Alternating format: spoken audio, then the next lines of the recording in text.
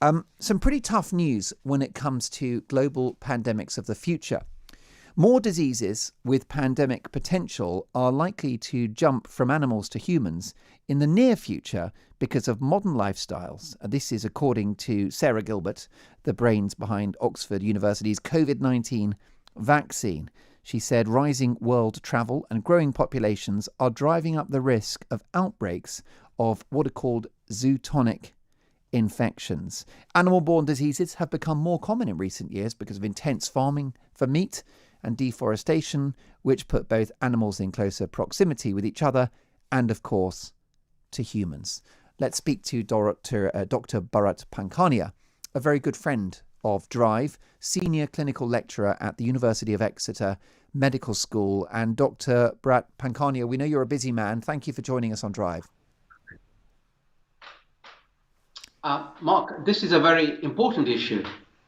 Well, indeed, ultimately, we have to perhaps get used to the idea that these kind of pandemics could happen more than once a century. Oh, without a doubt. And you know what is depressing is we know what we know, and considering what we know, we ignore it until the pandemic strain virus emerges, and then we panic, and then the rest is history. We should always be working on protection and prevention, and we must not do things that lead to the emergence of novel viruses. So I have been talking about this for many months, if not years, that prevention is much better. It might not be sexy, but it is better. It is cheaper.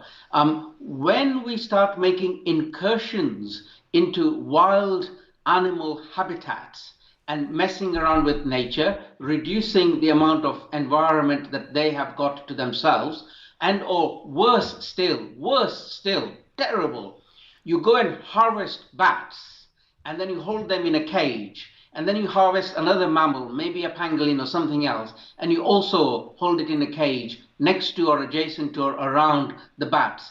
Then these viruses can jump from bat to another mammal, maybe a pangolin, get reassorted, reassembled there, and emerge as a new virus, which can then be transmissible, infectious, disease-causing to humans. And that is the origin of our SARS-CoV-2 virus. We can't stop it, we should stop it. Well, indeed.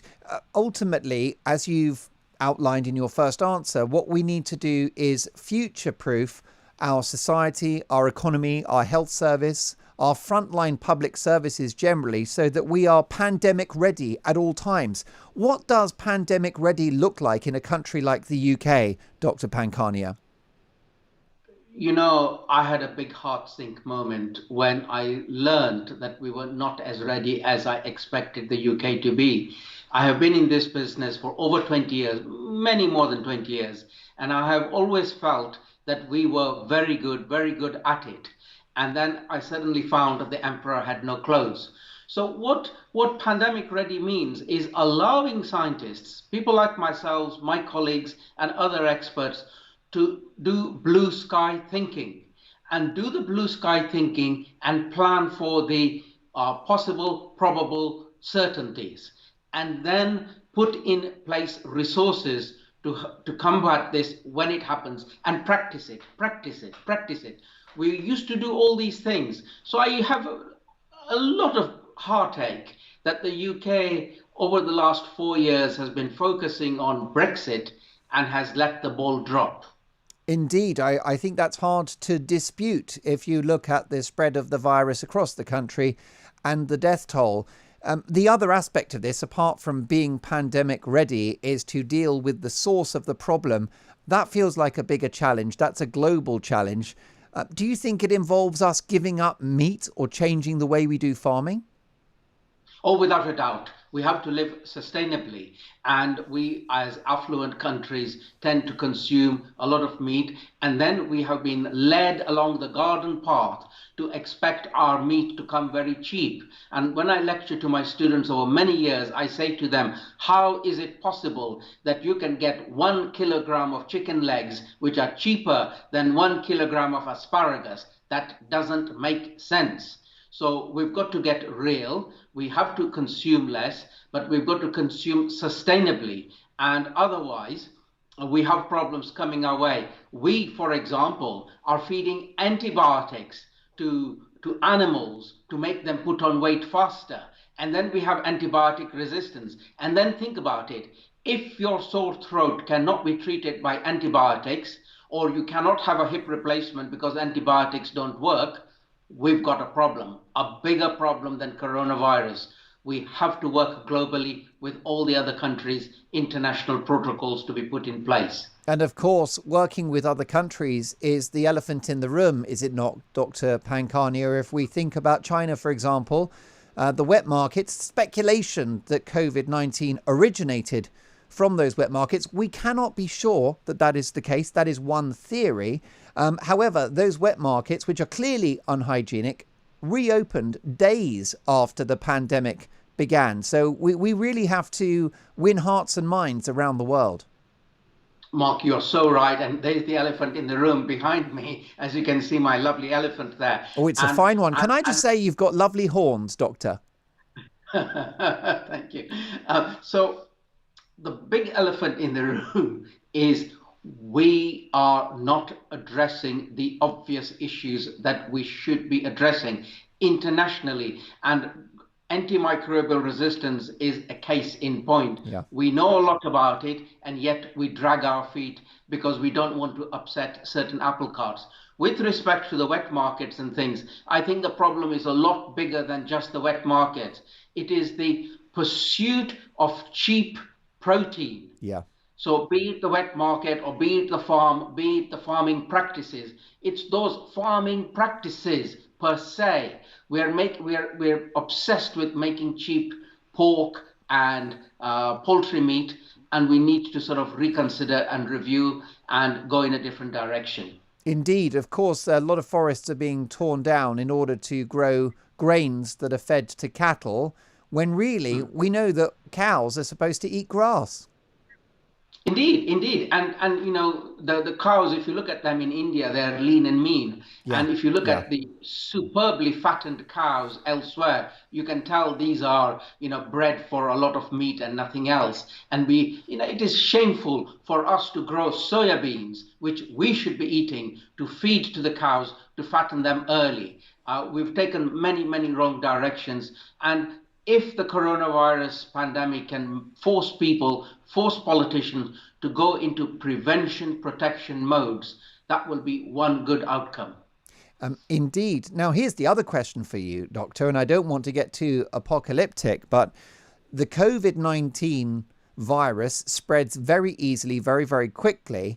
And of course, in many cases, tragically, it is fatal. But in relative terms, it's not a devastating virus. Is it possible that a more dangerous virus could visit upon us in the coming years?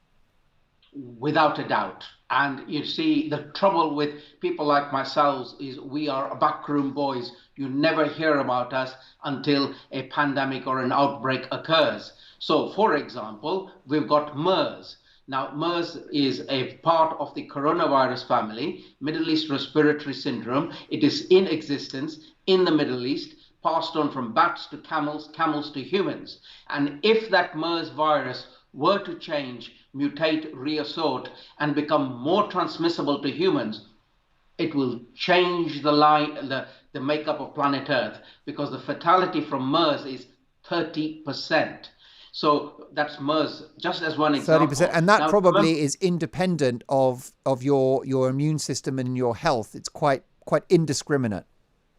It's a branch on its own, nothing to do with SARS-CoV-2 or MERS, all different branches, same family, coronavirus. But at the same time, if you think about it, we've had Zika virus outbreaks and we've had Ebola, and all of these are examples of man's incursions into the environment. Same with dengue fever. Now, Dr. Pankania, can we finally, and with your valuable time, I'll keep it brief, just talk about the autumn. We know the weather is about to change. We have the seasonal flu coming our way, of course, and that could be very serious for many of our population. What are your feelings about what COVID is going to do in the coming months in the UK? So I'm concerned that once we have businesses starting up, which they have, and then now schools opening tomorrow, that once we start mingling, case numbers will go up. And there's so much we can do, but there's not a lot more we can do. But what we can do is protect against what we can protect against. And therefore, my advice to everyone is please, for 2020, get your seasonal influenza vaccine. At least protect yourself from what you can protect yourself against. Indeed. And what about COVID itself? Cases may rise, but that doesn't have to be a problem as long as the death rates stay low, Doctor. Yes, so where we've got a bit of success in the summer months is the more vulnerable people, the elderly, the older people have kept out of circulation. And I would pray and hope that they remain cautious, they don't drop their guard, and they remain out of circulation. There is a complex bridge to be crossed, and that complex bridge is the children bringing home infection to their parents. And parents who are vulnerable need to be careful. But this is a complex bridge to be crossed. Do you accept, Dr. Pankania, the risk to life of continued lockdown measures? Do you take a 360 overview of this pandemic and take into account, yes, the clear and present danger of COVID, but the clear and present danger of the economic damage that will also lead to a loss of life? I'm very much with you. I take a 360-degree view, very much so. And hence I said that we need to target the people who are at super risk of severe illness and death following a coronavirus infection. So those people, they know who they are, they take extra precautions. The other people who are going back to business, work, school, etc., they take precautions not to get infected and not to infect others. Short of all that, I don't know what else we can do. But there is no way I can say carry on with the lockdown, because we can't sustain that. Wise words as ever. The biggest names in science speak to Talk Radio. Dr. Bharat Pankania is a senior clinical lecturer at the University of Exeter Medical School. Deeply grateful for your time.